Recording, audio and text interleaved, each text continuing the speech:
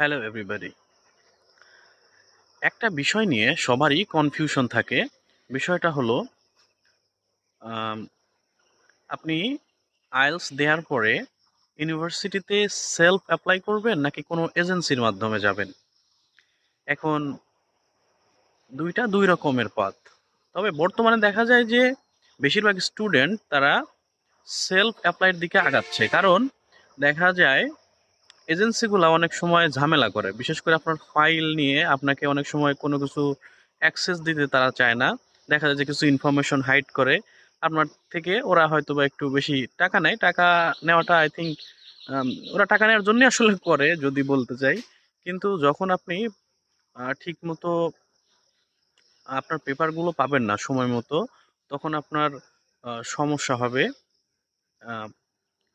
Apply করার বা admission পাওয়ার ক্ষেত্রে।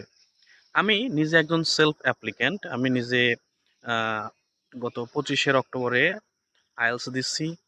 তারপরে নিজে নিজে অ্যাপ্লাই করছি। এখন সামনে জুলাই মাসের 12 তারিখ আমার ইটালিতে এমবাসি অ্যাপয়েন্টমেন্ট। সো আমি এই পুরো জার্নিটা নিজে নিজে নিজে করছি। তো কিছু সমস্যা ফেস করতে হয়, কিন্তু আপনি সেটা উতরায় যেতে পারবেন। অতটা কঠিন না যে আপনি সেটা করতে পারবেন না।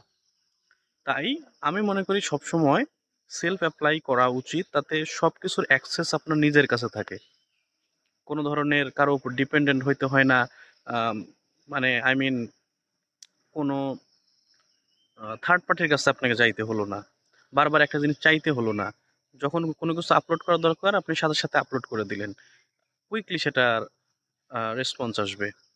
So self apply is the best option